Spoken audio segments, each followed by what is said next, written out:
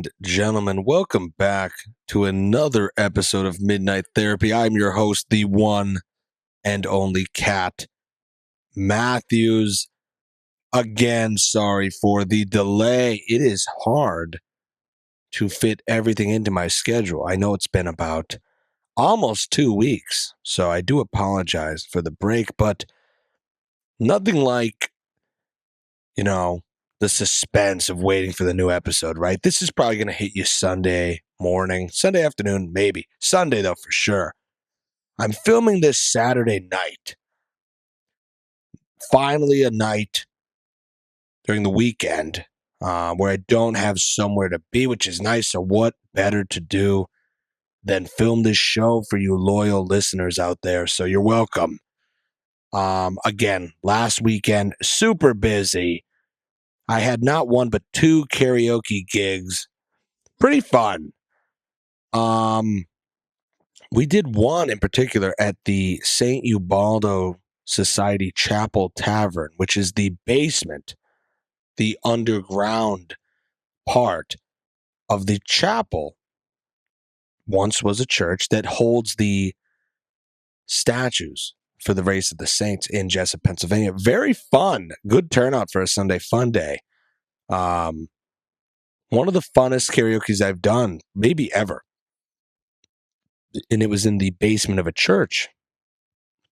So that was nice. And it was in town. It was only a minute up the road to get home. So that's a pretty good gig in my book, But I was busy, wasn't able to get the pod out. Also, new things kept happening. So I was going to do the episode about something, and then 10 other things happened. If you are a listener to this show, I try to cover the current events. I try to do the recap. By the time the show comes out, 10 other things happen. If you're new to the show, welcome. We're going to be all over the place today. We're going to do a little current events recap, but, I'm getting sick of it. I said on my New Year's episode, I don't want to constantly talk about every new thing that happens politically and current events wise, but it is a crazy season of this TV show that we call America or the Earth. The writers are pretty good. It's keeping me engaged. I'm sure the same with you. Before we get into that gloom and doom, I want to take a moment to reflect on the spring holiday season that we are in. A lot of people like the fall and winter holidays. I do, obviously, a big fan of Thanksgiving, Halloween, Christmas, But let's not sleep on these spring ones. They're not quite as good. New Year's is kind of all right, That's still around Christmas time, though. But you have the Valentine's Day, which I'm not a fan of. That's a corporate holiday, capitalistic, consumeristic holiday to sell heart-shaped chocolate. You know that. But St. Patrick's Day, I am a fan of. I'm not really Irish, but I do love the holiday.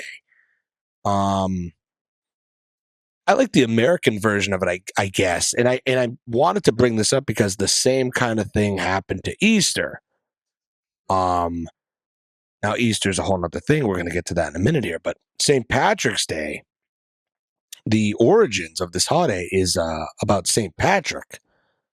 He was an Italian who was kidnapped, I believe, look this up, and sold as a slave to be a slave in Ireland, where he was a slave for many years. And then he escaped, became a priest or a minister of some sort, a bishop, was a religious figurehead of the Catholic Church. And then he went, or a church, I don't know if it was Catholic, don't quote me. This is not a history lesson, of course. But then he went back to Ireland and got rid of the snakes, which really meant the pagans, and all that. And he became a hero. He became a saint that we all worship and associate with the Clovers of Ireland and the Irish people and St. Patrick's Day or St. Paddy's Day. Now, that whole story somehow became a big parade day in America where everybody wears green and gets drunk. See how it's a little different. It's a little different. Like the origins are different. Same with Easter. Easter is the, you know, Jesus Christ crucifixion and rising from the dead. The resurrection of Jesus Christ is where Easter came from. And you can go back. Maybe there's some other symbolism of that day before Christ, but we know it as that. And now in America, that became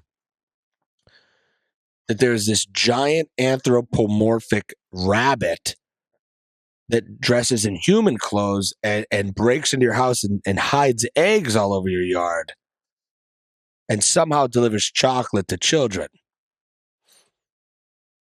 And there's these like marshmallow peeps that are like these high fructose corn syrup cancer causing snacks called peeps that come in all different pastel colors. And that's associated with Easter now. And people take photos with this, you know, this idol that is the Easter bunny. They have him on like a mantle and a big throne at the mall. You take pictures with him. It is odd what happens to holidays and how they change over time. But Easter is coming up, and St. Patrick's Day was very fun, at least for me. Now we're back from a 2-week break, so there's a lot to cover. I'm going to bounce around all over the place, as you know. But let's start with the Iran war. Last episode we were worried, terribly worried about Bibi Netanyahu. We thought he had died, and they had replaced him with an AI, entity that he would go on now as AI, or at least for the time being, until they announced he was, if he was dead. But it looks like he's not. The videos were still odd. They were putting out what I believe to be AI videos of him for whatever reason. Regardless of if that's true or if he is or isn't dead or alive, you need to start getting ready for AI leaders.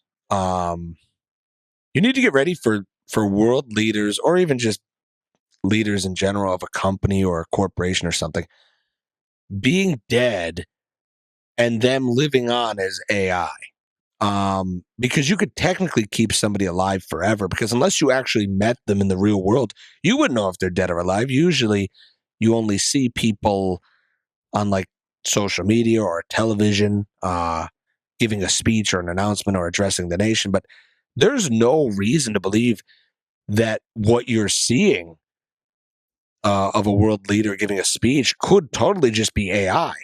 You got to think about Trump, for example. A leader like Trump has so many videos of him, of different angles and different lighting and high quality photos and hours of him speaking, that an AI could totally learn his behavior and cadence and how he looks and imitate that in a way that somebody could just program the speeches. And you could see a fake AI Trump addressing the nation in the future. Or maybe you're already seeing that now.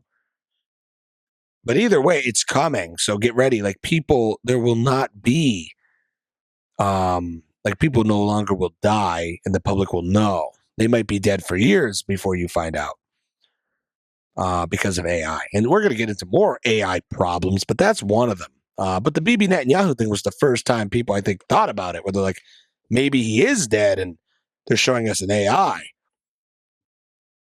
Who knows?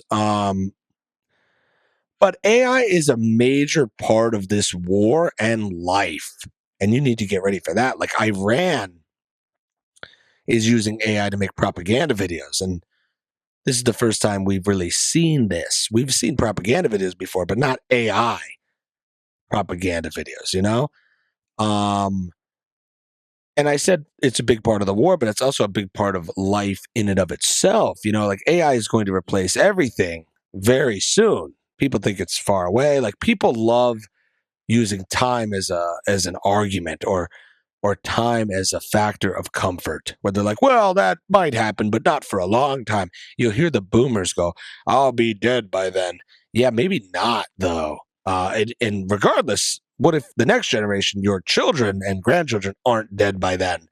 Do you care about them? So the argument's kind of kind of dead in the water there, you would think, but they still say it. They go, I won't be around for that. So what, that makes it better? Anywho, um, the social credit score is coming, folks, and the surveillance state is coming where it knows everything. I don't know if you saw the article, like was it DoorDash or something sold a bunch of information away, or Pokemon Go was selling information. Like everyone's going to sell your information. Um, all these things you think are free, like social media and Google and everything, and even ChatGPT and AI, everything you plug in is being used to build the demon that is AI. And ultimately, it will be used against you. You just have to come to that conclusion on your own. But for now, there'll be fun little goodies in between, like Waymo's delivering you to the club, and a DoorDash robot bringing you a chalupa at 2 a.m. Like those fun things are there. Or ChatGPT uh, making you songs, making you a full album in 2 minutes. You're like, wow, look, I'm a musician now. Or ChatGPT making you a painting that you queued up. Oh, I'm an artist now. It'll make you feel good for a bit. But ultimately, this ends with a surveillance state with like a social credit score and humans having no purpose. And they're telling you this. These big tech guys are telling you this already. They're saying, well, the only thing we'll do is we'll have to implement some sort of universal basic income for people once they have no job and no purpose. And AI does everything. They'll be able to do stuff they like. Like maybe they'll take up painting bowls of fruit at 45 years old. That's their goal. Like there's no plan. You're going to notice the theme of life now is nobody has a plan. They have a lot of ideas, but no plan. That's a problem. I always say this, like it took 10,000 years to go from hunter gatherer to Model T. But then we went from Model T to like modern car in 100 years.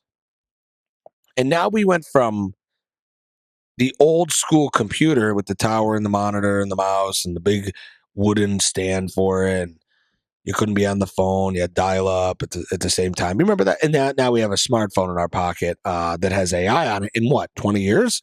So the time it takes for technology to get better is shrinking, and technology is accelerating at a rapid rate that we can't keep up with.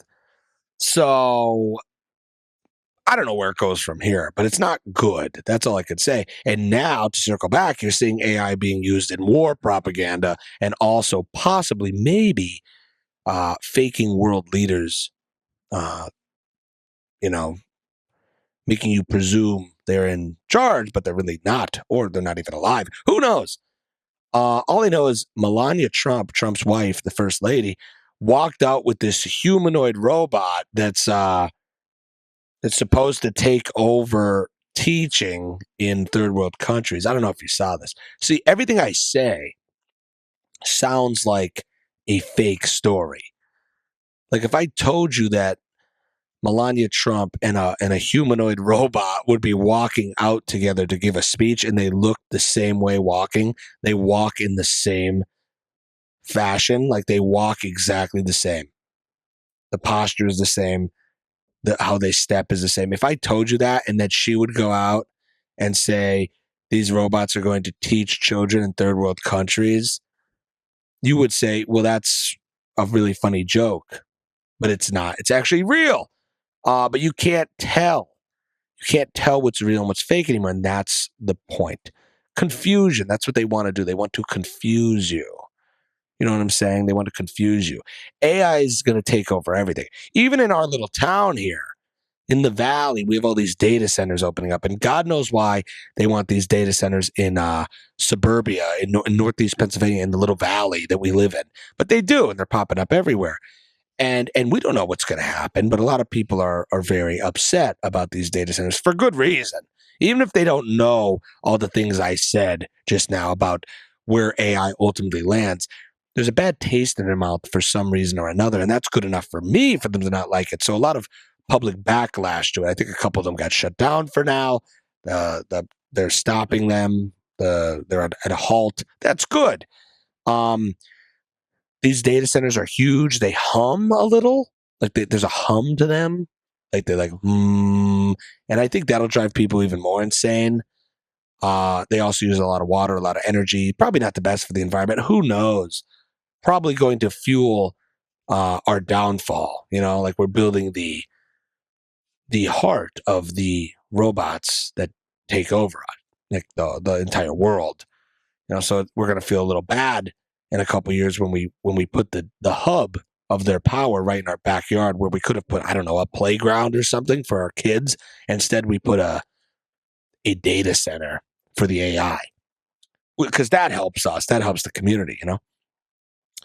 But speaking of that hum, my good friend Alex Picardo, sponsor of the show, one time I was sick and dying of a fever. So I thought it was like 4 days. I had like this fever and I didn't know what to do. And he texted me, he goes, I know what to do. I have an idea. And he said these very specific instructions. He said, you got to put on this specific frequency. I'm going to send you it. I forget what it is now, but it was like a bell noise. It was like, whoa, it was a frequency. And he goes, and then take a hot bath with lavender Epsom salt. And I just like went down, like, and I lit a couple candles in the dark. And when I woke up, I was literally cured. So I believe like frequency can heal you. Like that's one of my most woo-woo beliefs. Like I do think, of course, the power plants of Egypt and all that, the conspiracy stuff. That's where this show started, was all that crazy conspiracy stuff and frequency and Fibonacci and golden ratio and all that. But the only reason I bring that up is I had this idea the other day because, there's something wrong with me. What if the frequency, the hum that the power plants give off, or these data centers or whatever they are, what if they give off a hum that makes you like insane? Instead of curing your fever, what if it like makes you like some type of robot zombie, or makes you like manic, more manic than you already are? Like think about that. Like the frequency does help. It helped me. It cured my fever. So maybe the frequency from the data centers are going to make people go nuts. And I don't know if that's true. And again, I'm not a scientist. I'm also not a journalist. I'm just a cowboy in the basement here. I don't know. What do I know? But you may have heard it here first, that maybe the frequency of the data center might make people insane. So keep that in mind. Iran is really good at hacking.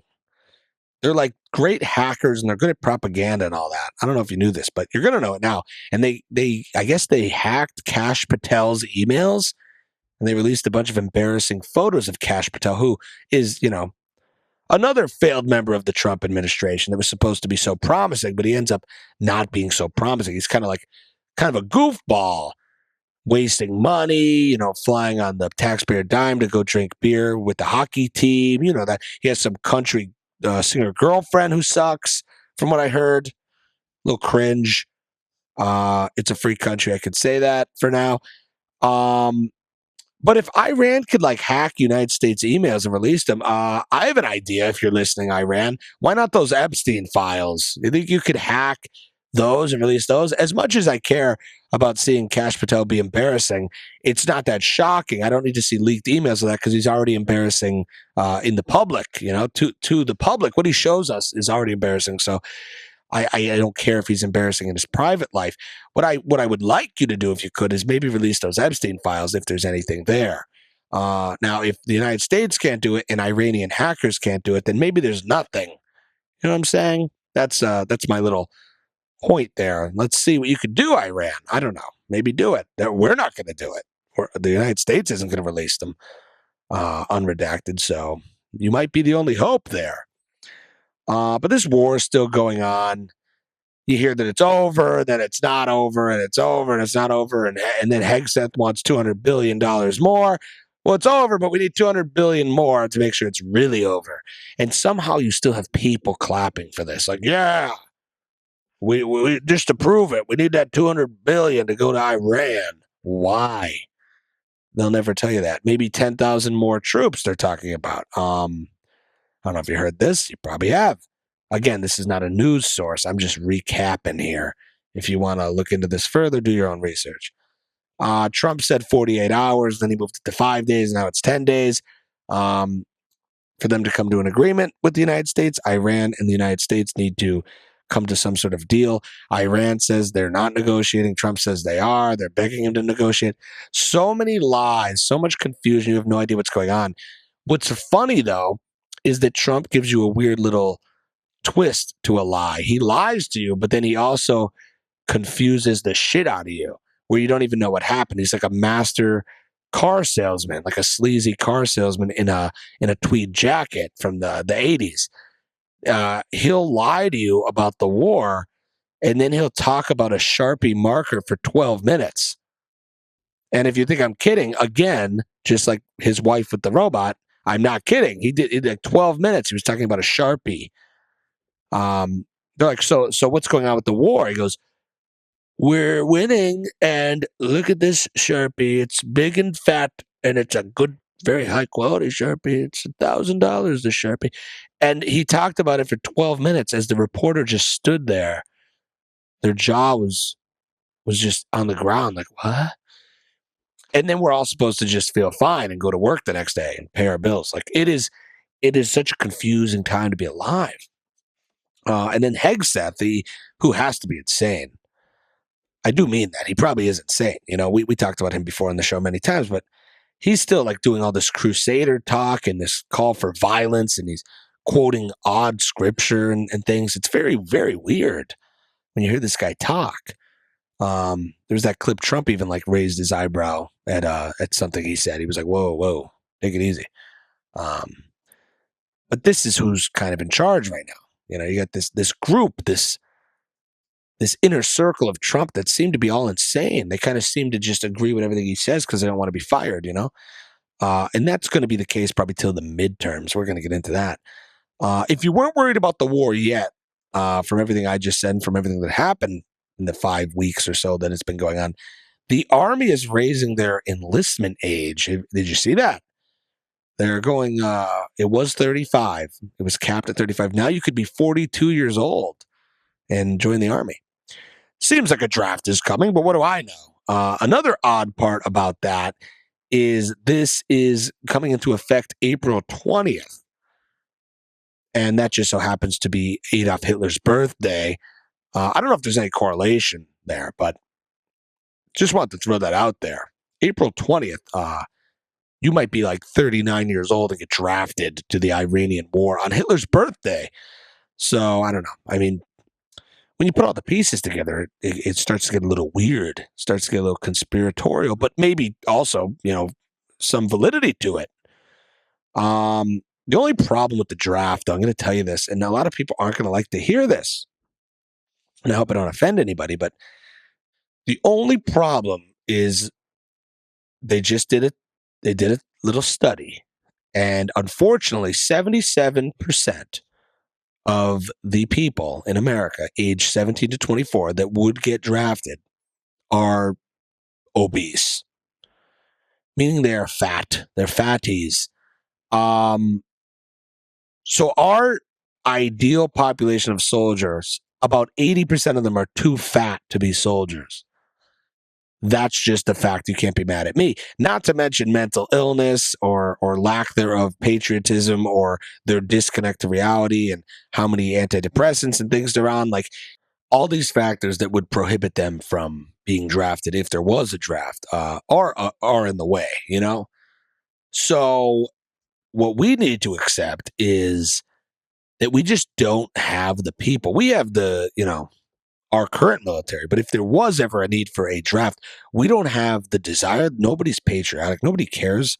Nobody cares, especially the young people. They don't even know what they stand for. They definitely don't. They're not going to go die in a foreign country for America. They probably hate America. Most people do. Most young people do hate America, and they don't even know why. But they're definitely not going to be super thrilled to go. And due to the current restrictions and guidelines and qualifications it takes to be in the military, they don't even meet them. So we have a problem there. Iran does not have that problem. They love the military over there, and they want to fight, and they believe in their country, and they think they're doing something that's morally right and religiously correct, and that is not what we have here. Our country's too big and too many different ideas and a slew of other problems that Iran doesn't have. You know, Iran probably doesn't have TikTok, and they probably don't have children addicted to TikTok. They have other problems for sure, but they don't have our problems. So we're probably not going to see a draft which is probably comforting to some people, but it's probably uncomfortable to some people knowing that even if they wanted to do a draft, we couldn't. We don't have the numbers of qualified people. It's a little sad, but also kind of a good thing, right? I don't want to go. I'll tell you that. I would hate to be drafted due to the Iran War or World War III or whatever you want to call it. But it does seem like they're trying to broaden the scope of people that might want to sign up for the military soon, and they're probably going to start rolling out some more incentives for that. With Trump, I don't know what's going on. I don't think he knows what's going on. I think he's the figurehead that has to, let everyone know the quick Spark Notes version of what's going on for today, and he does that in his own style, which does get confusing. So, like I said, he talked about a Sharpie for like 12 minutes. The other day, they're talking about the war, and then he just randomly goes to Elvis's house in Graceland in the middle of a war. He's like, yeah, the war, we're winning. And Elvis, they gave me a guitar. Look at it. It's a guitar. I look like Elvis. They thought I was Elvis's brother. Like, you're just like confused. You're like, is there not a war going on? Like the guy, he's like cracking jokes to Japan. They were like, the leader of Japan came over and she's like, we were surprised that you attacked Iran. You should have told us. And he goes, Japan knows a lot about surprises, like you should have told us about Pearl Harbor. As a comedian, he's quick, but I don't know. Is that good? I don't know. They were walking down his like presidential wall of all the photos of presidents. And when the Japanese woman, I don't know if it was the president or prime minister, whatever she was, she gets to Biden. It's the auto pen. She like laughed. She was like, that's funny. Yeah, that was kind of funny. I will say people are a little, they're learning to laugh, because you can't be serious all the time. Not in today's world. But I do feel like everybody around Trump is kind of a yes man. And this is ultimately going to end like that movie Downfall. Did you ever see that movie Downfall where it's like the end of World War II? It's like Hitler in the bunker yelling. And he's like calling all the generals stupid because they're like, there's no way we're going to win. He's like, it's your fault. And he's screaming and throwing pens. It's going to be Trump like throwing Sharpies in the Golden White House. He's like, send more bombs. It's like, there is no more. And he's like, send the nuke then. Like, it's about to get like that, I think. Because he might be losing his mind a little. I don't know. What do I know? He might just be playing us all. It might just be some big act. It's either he's doing some big 4D chess thing or he truly, since the beginning, never knew what he was doing at all. He was winging it the entire time. Trump is either playing some 5D chess or he had no idea what he was doing the entire time. That's what we have to accept. And I don't know if we're going to be able to accept that as a people. I really don't know. My prediction for this war, what do I think is going to happen now? As I said, I don't think there's any winning for us because what does winning look like? We're going to fight over there for a bit. We could say, oh, we won. And then when we leave, there's still going to be the same regime with the new leader. And it's going to look exactly the same. The thing they told you, like the people were going to overthrow the government, that's so fake. So I don't know if there's any winning. Iran's just going to say the U.S. left, Iran wins. And then Trump's going to say, nope, actually we won. And no one back here in the States are going to believe that we won because all we did was lose money and lower our status in the world, lower our reputation in the world, at least militarily and morally. So that's not good. I do think that we can't do boots on the ground. Like I said, there's not going to be a possibility for boots on the ground, and there's definitely not going to be a draft. And even if they try to do a draft, like I said, there's not enough people to draft. There's not enough competent, capable people to draft at this time. Young people, at least. Maybe that's why they're raising it a little higher. But I don't know if we want 42-year-olds over there doing this. You know what I'm saying? This war is going to be drawn out for a long time. I hear talk that Russia and China are concerned with Israel getting desperate and maybe using a nuke, little Samson option thing, if you know what that is. We don't want that. And if that does happen, China and Russia will get involved, and that is a world war. We don't want that. I think ultimately we're going to lose billions of dollars. It's going to be drawn out for a bit. And maybe something will happen with NATO. Like Trump knew NATO wasn't going to help, but he can now use that to be like, well, NATO didn't help, so we're going to pull our supplies out of Ukraine. That makes NATO and NATO countries vulnerable. There might be some stupid games like that. Trump may go mad with power. I see that as one of my predictions. I see that coming kind of soon. It's only going to get worse when the midterms come up and Trump loses. And by Trump losing, I mean Republicans losing. And then he becomes kind of like a lame duck, and the Democrats kind of make his life very difficult for the last 2 years. That's probably what's going to happen because the second term of Trump, unfortunately, he delivered nothing.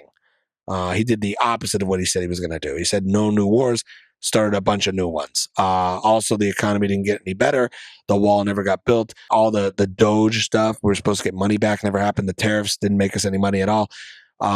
So yeah, that's not looking good for Trump in the midterms. And if that does happen and they start stopping a lot of his power, he's probably going to get even more mad and go nuts. So we only got about a year left for that. Don't worry. In that year, you're about to see some UFC Coliseum fight on the White House lawn for Trump's 80th birthday. Let me repeat that. Trump, 80 years old. That's not great. I wouldn't want an 80-year-old running a Red Robin. Nevertheless, the United States of America. No offense to him. He's very competent for his age. I give him that. But anybody at 80 tends to slow down with anything they do. Nevertheless, leading a world power in a world war, I understand. Now, the opposition to Trump is growing every day in his own party, too, which is unfortunate for him. But as far as the left goes, they always hate him and they always will, but they're organizing, I guess you could call it that. The No Kings rally all over the country today on Saturday. They're doing that again. Now, let me just make my point. I always say this. I think that is the stupidest thing in the world. I said it the last time they did this No Kings rally. It is super annoying. I understand everyone listening out there. I know these are funded by billionaire corporations. I know it's organized. I know a lot of them are actors. I know that there's 500 Facebook groups that plan this and they distribute signs and half the people have no idea why they're there. I understand it. I know it's stupid. I know we don't have a king, and I get it. But still, you can't deny those numbers. There's a lot of people out there doing this, and it's all because of like Trump hate. You know, they hate Trump, and a lot of people and a lot of voters. So I don't know how you see the midterms going any other way but to the left. And it doesn't matter who it is. They will vote for anyone that isn't Trump or isn't Trump-like or that opposes Trump. They will go out on the street with a sign. They don't even know what it means. In March, of course, they will have no problem voting for literally anyone. They would vote for a scarecrow that said it hated Trump. And it doesn't mean it's right. It doesn't mean it's logical. It doesn't mean it's smart. But it is what it is. And all the people that support Trump need to know that the guy is kind of under-delivering, and we're getting close to a major power shift in America as long as the democratic system is upheld. Now, that's debatable, too. Who knows if we're even going to have a midterm election? I said that before, too. The guy might be mad with power and might pull some strings and pull some tricks out of his sleeve, and who knows what's going to go on. But this is why we're doomed, everyone. I'm going to tell you. Everybody has an opinion, and everybody deals in absolutes. It's like you're with me or you're against me. You like Trump or you don't like Trump. You like how Trump handled this or you don't. And I have these discussions with people all the time, and they want to deal in absolutes, and I can't deal with absolutes. I can't. It's not possible. I'm going to quote Star Wars here. Only a Sith deals in absolutes. Obi-Wan Kenobi said that. Like, only the dark side deals in absolutes. You can't. Nothing is absolute in life. You know, it's like, well, you like Trump or you don't like Trump. It's like, no, me personally, I liked some of the promises of campaign Trump when he was the candidate running. Does that mean he delivered on all those? No, I don't like how I actually despise a lot of the things he's been doing lately and how much he has under-delivered on his promises. I'll be the first to tell you that. That doesn't mean that I'm automatically now a hardcore liberal at the No Kings rally. That's what people don't understand. It's not like, well, I don't like how Trump got us involved in the Iranian war. So that means now the causal reaction to that is now that I have to go make a sign that says no kings and walk around on a Saturday with a bullhorn and a whistle. That is not the truth either. That necessarily, maybe for some people, but if you're a logical person, I don't think so. I think supporting Trump blindly and also going to a rally like that is stupid. I really do.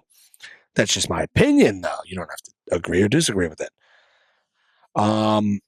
Protests are great. I think protests are good when they have a purpose and a cause, but nobody to this day can still tell me what those protests are doing. I don't know what they're doing. I don't know what the cause, like, what are they trying to do? Are they trying to, like, what? There's not even a king to get rid of. I don't know. If anything, maybe no dictator. Say that. No dictator sounds better, but I don't think he's going to be a king. Or I don't even know. Too confusing. If someone could explain it, please comment. But here's where I get annoyed at things. Everything is now political. Like every single thing in life is political, including this woman who I'm going to talk about a little here, Miss Rachel. She is like a children's show main character. She's like a actress that does like a Sesame Street type show, but it's like new. This is like the new Mr. Rogers, new Sesame Street. She's like a Blippi type figure who I despise Blippi as well. But Miss Rachel is a full grown woman. She's like in her 40s. She's like a 45-year-old woman dressing like a 6-year-old in overalls and a big headband and a pink shirt and like talking like, the overreactionary speech like for children, like the hi, like all that. Like she's doing that for a living, teaching kids how to like read and like playing with toys on a screen, so parents could put that on for their children, so they can like have a moment to themselves. They could they drink some wine on the couch. They put Miss Rachel on for the kids, and they put Miss Rachel on for the kids, and Miss Rachel babysits the kids for a bit while you have some Pinot Grigio. That's who this woman is. But now she's like now political, and the show is like for children, like for very small children, like to be entertained and hypnotized by this woman. And now she's like, she has opinions on ICE and immigration. She's like interviewing kids in like an ICE detention center as part of the show. So like you're drinking the Pinot, you're the parent, you're drinking the Pinot Grigio, and you happen to hear her say like abolish ICE, and here's Carlos from the detention center, and he just wants to go home, and he comes in on the Zoom call, and she's like still using the voice. She's like, oh, now how is the prison? And he goes, not good. The food is really bad. She goes, oh, we love good food. Like that's where we are now as a country. That's where we are now. I never liked Miss Rachel. I have a 9-month-old baby, and every time somebody puts Miss Rachel on, I get a little mad. I'm like, no. Curious George, Peppa, maybe Franklin, Winnie the Pooh for sure. They're all fine, but I don't need no indoctrination from Miss Rachel. Thank you very much. And her voice annoys me. That's it. No hate. I mean, a lot of people like Miss Rachel. That's fine. I don't know exactly why I really don't like her. It's just, I don't know. I don't need politics shoved down my throat in every single aspect of life. Definitely not from a children's show host, from a 45-year-old woman who dresses like she's 4 years old. I don't need her lecturing me about politics. That's the last place I want to hear about politics. But that's going on now. So I don't know what to do. What do we do? Now, granted, ICE should not be replacing TSA at the airports. I agree. Maybe I agree with Ms. Rachel on that. But stop lecturing me, Stop lecturing me. You're supposed to teach my kid how to read, because the schools aren't. Kidding. But as far as the left and the right go, it's all fake. Been saying this forever. You know this if you're a fan of the show. I say this all the time. There's no such thing as the left or the right. But the left appeal to these emotional, empathetic people, marginalized groups, sticking up for the little guy, feeling like you're on the right side of history. I understand how that's so nice and enticing, and it feels so good, and you want to be part of that group, and it sounds good. But unfortunately, that's not really what's going on.